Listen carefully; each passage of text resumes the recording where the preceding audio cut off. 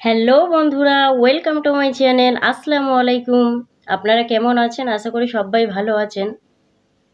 তো আমরাও এখন ভালো আছি। আমাদের নতুন চ্যানেলে আপনাদের সবার স্বাগত। তো আজকে আমরা একটা সুন্দর ভিডিও নিয়ে চলে এসেছি। বন্ধুরা, ভিডিওটা হচ্ছে কলকাতার আর.জি. কর হসপিটাল সম্পর্কিত।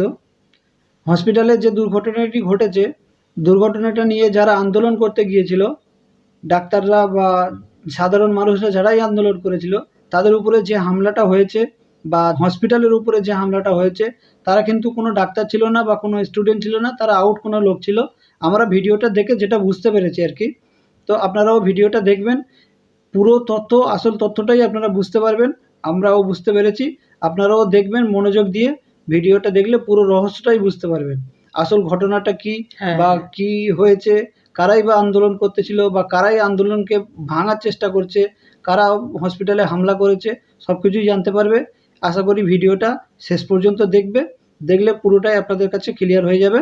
তো চলো বন্ধুরা, ভিডিওটা আমরা আগে দেখে নিই, দেখে তারপরে আমরা মন্তব্য দেব। তো ভিডিওটা আপনাদের যদি ভালো লাগে অবশ্যই একটা লাইক করবেন। ভিডিওটা দেখে যদি কিছু মনে হয় কি কোনটা করা উচিত আমাদের, কারা এর সঙ্গে জড়িত, যদি কোনো মন্তব্য থাকে আপনাদের, তাহলে আপনারা কমেন্ট করে অবশ্যই জানাবেন। অবশ্যই।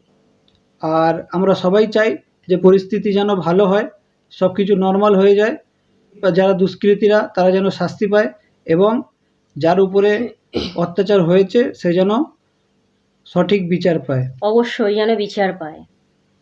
তো চলো বন্ধুরা, ভিডিওটা আমরা দেখে নিই, চলো পরে কথা। ভিডিওটা হয়ে গেলে তারপরে মন্তব্য জানাবো। চলো। 14 আগস্টের রাত আর.জি. কর হাসপাতালের ডাক্তার অভয়ার খুন এবং ধর্ষণের সঠিক বিচারের দাবিতে জড়ো হয়েছিলেন হাজার হাজার মানুষ। যে রাতে অমানবিক অত্যাচার করে এই নিরীহ মেয়েটিকে হত্যা করা হয়েছিল, সেই রাত দখল করতে গিয়েছিল বাংলার হাজার হাজার মা বোনেরা। ডাক্তার থেকে শুরু করে ছাত্ররা, তারা সবাই শান্তিপূর্ণভাবে আন্দোলন করছিলেন। কিন্তু তখনই বেলগাছিয়া ব্রিজের উপর থেকে ছুটে আসে প্রায় 5 থেকে 10 হাজার মানুষ আর হামলা করে সেই আন্দোলনকারীদের উপর। আক্রমণ হয় হাসপাতালে, ভেঙে ফেলা হয় আন্দোলনের মঞ্চ, লক্ষ লক্ষ টাকার ওষুধ নষ্ট হয়, চিকিৎসা সরঞ্জাম ভেঙে ফেলা হয়। এদের চেহারা দেখলে বুঝতে পারবেন যে এরা কেউই ছাত্র বা ডাক্তার নয়। এদের মেইন টার্গেট ছিল হাসপাতালের এমার্জেন্সি ওয়ার্ডে হামলা করা। সেখানে তারা রোগী থেকে শুরু করে ডাক্তার সবাইকে মারধর করে। আর এই সময় জীবন বাঁচাতে ডাক্তাররা লুকিয়ে পড়েছিল।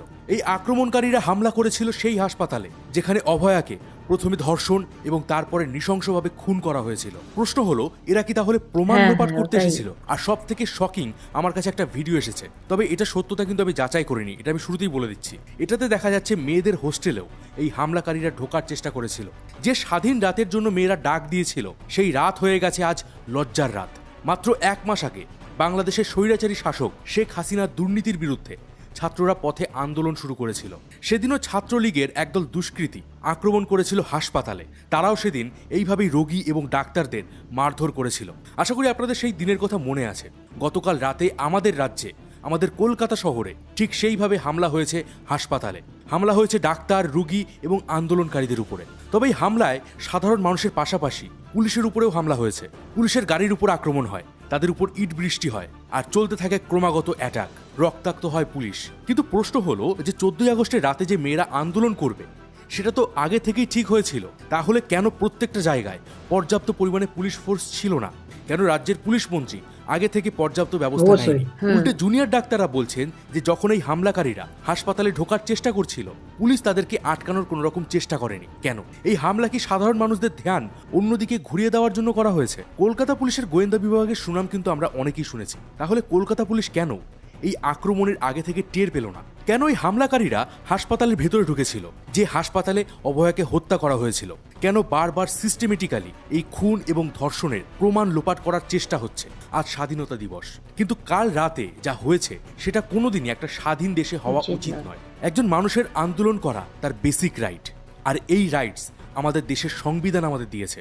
এমনকি সংবিধানে এটাও বলা আছে, মানুষ যাতে শান্তিপূর্ণভাবে নির্বিঘ্নে আন্দোলন করতে পারে, তার জন্য পর্যাপ্ত সুরক্ষা সরকারকেই দিতে হবে। কিন্তু কাল রাতে আন্দোলনকারীদের সেই সুরক্ষা ছিল না। এটা কিন্তু কোনো রাজনৈতিক আন্দোলন ছিল না, এটা ছিল একটা নিরীহ নিপীড়িত মেয়ের বিচারের আন্দোলন। যে মেয়েটাকে গলা টিপে ধর্ষণ করে তার পেলভিক হাড় ভেঙে তাকে নৃশংসভাবে হত্যা করা হয়েছিল। একটা মেয়ের সাথে হওয়া অন্যায়ের বিচার। শুধু এইটুকুই ওই আন্দোলনকারীরা চেয়েছিলেন। তাহলে সেই আন্দোলনকারীদের উপর হামলা করা সেই মানুষগুলো কারা ছিল, কার আদেশে তারা আক্রমণ করেছিল? ছাত্রদের উপর, আন্দোলনকারীদের উপর আক্রমণ করে এরা কি বোঝাতে চাইছে? বন্ধুরা, আমি রয়েছি মিঠুন আপনাদের সাথে। চলুন আজ আপনাদের বলবো যে ঠিক কিভাবে সিস্টেমেটিক্যালি অভয়ের মৃত্যুর সাথে জড়িয়ে থাকা সমস্ত প্রমাণ লোপাটের চেষ্টা হচ্ছে। তো ভিডিওটা একদম শেষ পর্যন্ত দেখুন। ভিডিওতে এগিয়ে যাওয়ার আগে আপনি একবার এই মহিলাটার কথা শুনুন। शरीर में कोई कपड़ा नहीं था, पैर दोनों राइट एंगल में मिला गया। जब तक पेल्विक गर्ल नहीं टूटता है, इस तरह दो पांव को नहीं चीरा जा सकता है। ইনি হলেন অভয়ের একজন প্রতিবেশী। দি লাল্লান টপে তিনি একটা ইন্টারভিউ দিয়েছেন। ভাবতে পারছেন এই মেয়েটা কি নৃশংসতার শিকার হয়েছিল? কোনো মানুষের মধ্যে যদি এতটুকু মানবিকতা থাকে, সেও চাইবে যে এই মেয়েটা সঠিক বিচার পাক। কিন্তু আমাদের রাজ্যে এমন কিছু অমানুষ রয়েছে যারা চায় না অভয়া সঠিক বিচার পাক। 36 ঘন্টা টানা ডিউটির পর সেমিনার রুমে রেস্ট নিতে গিয়েছিল অভয়া, আর সেই সেমিনার রুমেই রাত 3টে থেকে 6টার ভেতরে তাকে ধর্ষণ করে হত্যা করা হয়। কিন্তু যখন তার বাড়িতে তার মৃত্যুর বিষয়ে খবর দেওয়া হয়, তখন বলা হয় যে আপনাদের মেয়ে আত্মহত্যা করেছে। আর এখান থেকেই পুলিশের উপরে প্রশ্ন উঠতে শুরু করে যে মৃতদেহ দেখে একজন গণ্ডমূর্খ বলতে পারবে যে এটা খুন। শুরুতে সেটাকে আত্মহত্যা বলে চালানো হয়েছিল। ইভেন যখন অভয়ার বাড়ির লোক খবর পেয়ে হসপিটালে যায়, তাদের টানা 3 ঘন্টা একটা আলাদা রুমে বসিয়ে রাখা হয়েছিল। তারা বারবার হাত জোর করে রিকোয়েস্ট করেছিল তাদের মেয়ের মৃতদেহকে একবার দেখতে দিতে। কিন্তু হাইকোর্টে করা এভিডেভিটে তারা উল্লেখ করেছেন যে পুলিশ তাদেরকে টানা 3 ঘন্টা একটা রুমে আটকে রেখেছিল। এবার গতকাল রাতে পুলিশ কমিশনার বিনীত গোয়াল যখন আরজি করে যান, তখন তিনি এক প্রকার রেগে যান সাংবাদিকদের উপর। তিনি বলেন যে পুলিশের নামে বদনাম করা হচ্ছে। তারা 100% ট্রান্সপারেন্সি মেনটেন করে সমস্ত তদন্ত করছেন। এখানে পুলিশের কোনো দোষ নেই। কিছু সোশ্যাল মিডিয়া আর নিউজ মিডিয়ার মাধ্যমে গুজব ছড়িয়ে পুলিশের বদনাম করা হচ্ছে। এখানে আমি বলবো যে এই ঘটনা নিয়ে কিন্তু সত্যিই বেশ কিছু গুজব সোশ্যাল মিডিয়ায় ছড়ানো হচ্ছে। কোনো ভেরিফাইড সোর্স ছাড়াই অনেকেই অনেক তথ্য ছড়াচ্ছেন। আপনাদের কাছে আমিও অনুরোধ করব যে ভেরিফাইড সোর্স ছাড়া কোনো কিছু পোস্ট করবেন না। আর যদি করে থাকেন তাহলে নিচে অবশ্যই লিখে দেবেন যে এর সত্যতা যাচাই করা হয়নি। আর পারলে নিউজ মিডিয়া বা পেপারে পাবলিশ হওয়া নিউজগুলোকেই পোস্ট করুন। আর এখানে আমি ধন্যবাদ দেবো আমাদের সেই নিউজ রিপোর্টারদের যারা কাল রাতে আরজি করে রিপোর্টিং করছিলেন। সে সময় পুলিশ তো নিজেদের হেলমেট পরে প্রোটেকশন নিচ্ছিল, কিন্তু এই সাংবাদিক ভাইয়েরা কোনো রকম প্রোটেকশন ছাড়া হাতে শুধুমাত্র একটা মাইক নিয়ে এই সমস্ত কিছু কভার করেছেন। কাল রাতে বিনীত গোয়াল বলেছেন যে পুলিশকে দোষারোপ করা হচ্ছে। তো প্রশ্ন হলো, পুলিশ যদি নির্দোষ হয়ে থাকে তারপর কেন টানা 3 ঘন্টা বাড়ির লোককে বসিয়ে রাখা হয়েছিল? এছাড়াও এটাও বলা হচ্ছে যে এফআইআর করতে পুলিশ অনেক বেশি দেরি করেছিল। আর পুলিশ যদি 100% ট্রান্সপারেন্সি মেনটেন করে থাকে তাহলে এর উত্তর পুলিশের দেওয়া উচিত। আর কেন কাল রাতে পুলিশ আন্দোলনকারীদের সুরক্ষা দিতে পারেনি? কেন আগে থেকে পর্যাপ্ত পরিমাণে সিকিউরিটি নেওয়া হয়নি? পুলিশের 100% ট্রান্সপারেন্সির আরও বেশ কিছু উদাহরণ আমি দিচ্ছি। অভয়ের মৃতদেহ পাওয়া যায় 9ই আগস্ট চেস্ট ডিপার্টমেন্টের সেমিনার রুমে, কিন্তু তার পরের দিনই 10ই আগস্ট সেমিনার রুমের পাশেই থাকা দুটো রুমে কনস্ট্রাকশনের কাজ করার অনুমতি কিভাবে দিল পুলিশ? ওই ভেঙে ফেলা রুমগুলোর দেওয়ালে যে কোনো রকম রক্তের দাগ বা হাতের ছাপ ছিল না, সেটা কি পুলিশ চেক করেছিল? আর এই তথ্যগুলো প্রকাশ্যে পুলিশ জানাচ্ছে না কেন? আর সব থেকে বড় কথা, যে হাসপাতালে এরকম একটা ধর্ষণ এবং খুনের ঘটনা ঘটে যার জন্য সারা দেশ সারা রাজ্য তোলপাড় হয়ে যাচ্ছে, সেই হাসপাতালে কনস্ট্রাকশনের কাজ করানোটা কি ভীষণই গুরুত্বপূর্ণ ছিল, নাকি তারা কিছু লোপাট করার চেষ্টা করছিল?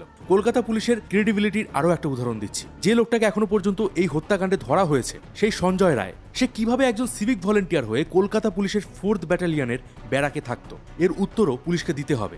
আর নিউজ মিডিয়া বা সোশ্যাল মিডিয়াকে না হয় আপনি দোষ দিচ্ছেন যে এরা পুলিশের নিন্দা করছে এবং এদের জন্যই মানুষ পুলিশের উপর থেকে ভরসা হারিয়ে ফেলছে। কিন্তু হাইকোর্টের প্রধান বিচারপতি তিনি কেন আপনাদের থেকে অভয়ার কেস নিয়ে সিবিআইকে দেওয়ার নির্দেশ দিল? যেখানে মুখ্যমন্ত্রী শুরুতে বলেছিলেন যে রোগীর পরিবার চাইলেই তিনি সিবিআই তদন্ত করতে দেবেন, সেখানে কেন তিনি আবার 7 দিনের সময় চেয়েছিলেন? আপনাদের কাজ যদি 100% ট্রান্সপারেন্ট ছিল, তাহলে কেন সিবিআইকে এই তদন্তের ভার নিতে হলো? প্রিন্সিপাল সন্দীপ ঘোষ, যার উপরে বারবার নানা ধরনের দুর্নীতির অ্যালিগেশন আনা হয়েছে, কেন তার উপরে আজ পর্যন্ত পুলিশ একটাও কেস করেনি? 12ই আগস্ট পদত্যাগ করার পর সন্দীপ ঘোষ মোট 6 বার রেপ ভিকটিমের নাম প্রকাশ করেছে। তারপরেও কেন কলকাতা পুলিশ তার উপরে কোনো রকম অ্যাকশন নেয়নি? উল্টে মুখ্যমন্ত্রী তার পদত্যাগ অ্যাকসেপ্ট না করে তাকে কলকাতা ন্যাশনাল মেডিকেল কলেজের অধ্যক্ষ হিসেবে নিযুক্ত করেছেন। কেন? ভারতের সবথেকে নামী হসপিটালের একজন ডাক্তার ধর্ষিতা হয়েছেন, তার ধর্ষণের বিচার চাওয়ায় এত রাগ কাদের? যে আন্দোলনে সারা দেশ জেগে উঠেছে, সেই আন্দোলনকে কারা বন্ধ করতে চায়? একবার ভাবুন, যে ধর্ষণ নিয়ে এত বড় আন্দোলন হচ্ছে, সেই কেসে আসল দোষীকে সিস্টেমেটিক্যালি বাঁচানোর চেষ্টা হচ্ছে। তাহলে আজ যদি আমার বা আপনার মতো সাধারণ মানুষের সাথে এটা হতো, তাহলে আমরা কি বিচার পেতাম? প্রশ্ন করুন, ভাবুন। আর এখনো যদি ঘুমিয়ে থাকেন তাহলে উঠুন আর দেখুন যে কত সুন্দরভাবে আপনার ভবিষ্যৎ জ্বলছে। আর কিছু স্বার্থপর মানুষ তাতে আগুন সেঁকছে। আজ রাজ্যের পুলিশ আহত, তাদের শরীর থেকে রক্ত ঝরছে। ডাক্তাররা ভয় পেয়ে লুকিয়ে পড়েছে। যে মেয়েরা রাত দখল করতে গিয়েছিল আজ তাদের উপরে আক্রমণ হয়েছে। এই আক্রমণ কি চোখে আঙুল দিয়ে এটা দেখাতে চাইছে যে আপনার সাথে যতই অন্যায় হোক আপনি বিচার পাবেন কি পাবেন না সেটা কিছু সিলেক্টিভ পার্সনরাই ঠিক করে দেবে? এবার প্রশ্ন হলো, অভয়া কি সত্যি বিচার পাবে? এর উত্তর সত্যি বলতে আমি নিজেও জানি না। আসল দোষী কি ধরা পড়বে এটাও আমি জানি না। যদি হামলাকারীরা আরজি করের চেস্ট ডিপার্টমেন্টে হামলা করে থাকে তাহলে যেটুকু বা তথ্য প্রমাণ ছিল সেটাও নষ্ট হওয়ার চান্স আছে। ইভেন হাইকোর্ট তো চেষ্টা করেছে যত তাড়াতাড়ি সম্ভব সিবিআইকে এই কেসটা ট্রান্সফার করতে, কিন্তু যদি প্রমাণই না থাকে তাহলে তারা কিসের তদন্ত করবেন? তবে চেস্ট ডিপার্টমেন্টে হামলা হয়েছে কিনা এটা আমি শিওর নই। হামলাকারীরা আরজি করের এমার্জেন্সিতে অ্যাটাক করেছে, তারা সামনে যা পেয়েছে সব ভেঙে ফেলেছে। তবে একটা ভিডিওতে বলা হয়েছে যে হামলাকারীরা ফ্লোর ভুল করে টিএনটি ডিপার্টমেন্টে হামলা করেছে। এবার এটা যদি সত্যি হয় তাহলে হয়তো এখনও কিছু প্রমাণ পাওয়া যাবে। এছাড়া আর একটা প্রশ্ন করা হচ্ছে যে কেন অভয়ের মৃতদেহকে এত তাড়াতাড়ি দাহ করা হলো? এত নৃশংস হত্যার ঘটনায় যদি বডি কিছুদিন স্টোর করা হতো তাহলে সেটা কি পরিবার মেনে নিত না? দেখুন, আমি একজন সাধারণ মানুষ, আমি কোনো গুজবে বিশ্বাস করি না, কিন্তু এই ঘটনাগুলোকে যখন আমি পরপর মেলানোর চেষ্টা করি এগুলো কিন্তু মেলে না। বলা হচ্ছে অভয়ার শরীরে 150 গ্রাম সিমেন্ট পাওয়া গেছে, যেটা একটা মানুষের পক্ষে কিন্তু হতে পারে না, কারণ পার ইজাকুলেশনে একজন পুরুষ 5 থেকে 10 গ্রাম সিমেন্ট ইজেক্ট করে। সেখানে অভয়ার শরীরে পাওয়া গেছে 150 গ্রাম সিমেন্ট। তার মানে এটা নিশ্চিত যে সঞ্জয় রায় ছাড়াও সেখানে আরো বেশ কয়েকজন ছিল। আজ যেভাবে অভয়াকে টর্চার করে হত্যা করা হয়েছিল, একবার ভাবুন যে একটা মানুষের পক্ষে কি এতগুলো হাড় ভাঙা সম্ভব? শুটিয়ার বরুণ বিশ্বাসের কথা আপনাদের মনে আছে? শুটিয়া তখন গণধর্ষণ হতো, বাড়ি থেকে মেয়েদেরকে তুলে নিয়ে গিয়ে ধর্ষণ করা হতো, কিন্তু সে সময়ও এক ধরনের সিস্টেম এই ধর্ষকদের বিরুদ্ধে কোনো রকম স্টেপ নেয়নি। আর তখন এই অন্যায়ের বিরুদ্ধে রুখে দাঁড়িয়েছিলেন বরুণ বিশ্বাস।